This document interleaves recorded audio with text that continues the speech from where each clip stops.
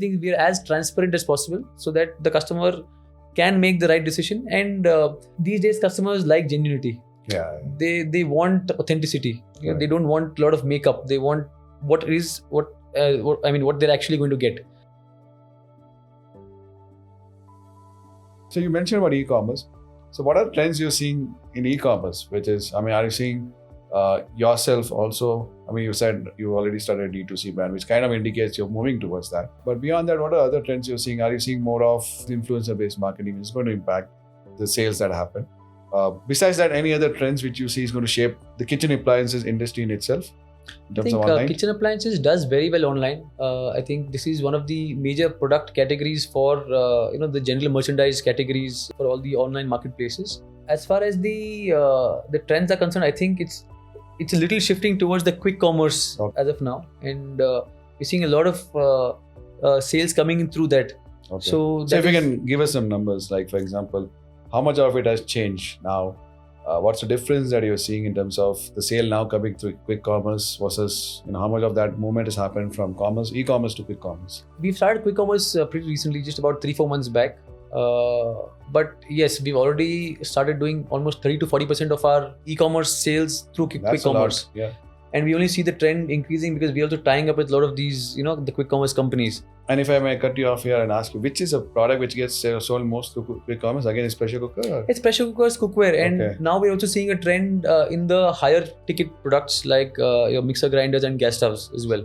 So people who used to think that these are not impulsive purchases, etc. That's not the case now. People are buying, may not be on an impulse, but they are buying, wanting the product as soon as possible. So that's the change in the overall consumer trend, right? Like now people just want to swipe off, on Instagram or YouTube. So it's speed that counts now. So speed in terms of deliveries. You see, even what used to take 7 to 8 days earlier, even through e-commerce, now is people prefer buying through the Amazon Prime deliveries where it is 1 day delivery. Okay. Now with quick commerce it is 10-minute delivery. Okay. So it is definitely getting into the impulsive buying behavior. Which brings me to a very important question now. Earlier, some of the kitchen appliances are expensive, right? Especially let's say buying a mixer grinder, you're putting good amount of money. And earlier people will do enough research to decide which brand to buy, which product to buy. Also I'm sure within the brand itself there are a lot of options available. So when they're buying through quick commerce, how are they doing that now? So it's the same thing, right? People do definitely research your listing, the cataloging, all that is important. Again, look at ratings, offline, reviews. Outside the quick commerce site, so it's happening on the quick commerce site itself, the research as well?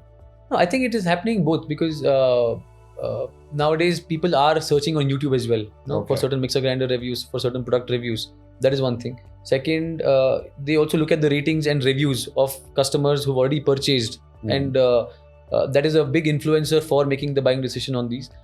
And I think earlier research a lot before buying, but now because of the return policy, where it becomes convenient for them that if you don't like it, change it. So they use that also as a way to make faster decisions. That in case I don't like it, I return it. Okay. So people are not afraid of buying, whereas earlier they would be afraid of buying and worrying that they would get the wrong product. Right. Now they are not that worried, and hence it means that they are able to make a decision quicker, right? Absolutely. And I think the trust factor for the e-commerce companies has also increased. Right. And like earlier, return milega, nahi milega, paisa milega, nahi milega. But all that is now not there. Now they know that they're. I think that's probably one of the good things that has come out of COVID. I think post-COVID, people have now moved more towards online. Absolutely. There is a big change. There is a point where there's a huge sudden influx into e-commerce. So when you are now competing for space online, whereas offline, you probably could have some executives in the store influence that.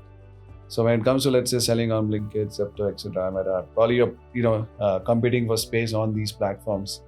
How are you doing that? How are you standing out against this competition? I think it's with the, like I told you, educating the customers is the most important thing. So you'll have to figure out a way to do it outside these platforms as well, right? No, it is both. So portraying the brand overall, that happens outside and through any branding activity. But even on these platforms, you need to educate the customer as much as possible. Okay. So that is when that helps in making that buying decision. So we are ensuring that we are giving the customer as much information as possible. We are showing them the product as it is and not making up stuff. Okay. So that when they get the product, it is the exact same thing. Like we even show the packaging that is going to be there, the contents inside, everything, so that the customer is very well aware and he's not in for a surprise when he's getting the product. Interesting. So in terms of specifications, the thickness, the material, the weight of the product, everything. So everything we are as transparent as possible so that the customer can make the right decision. And these days customers like genuinity. Yeah. They want authenticity. Right. They don't want a lot of makeup. They want what they're actually going to get. So we're trying to make the videos as easily understandable as possible. We're trying to make the listings, the content as easy for the consumer to understand. Yeah, no, you rightly said. I think you used two very important words: transparency and authenticity. I think very important because these days customers want honesty. I mean, I think gone are those days when you couldn't tell anything about the brand and try and make a sale. I mean, in fact, the more honest you are, the better customer will trust you as well. I think, and those are two things which we work on at Acviss as well, which will help brands ensure that they're able to tell the customer that's an authentic product, plus make it ensure that they're able to see all the transparency behind the product as well.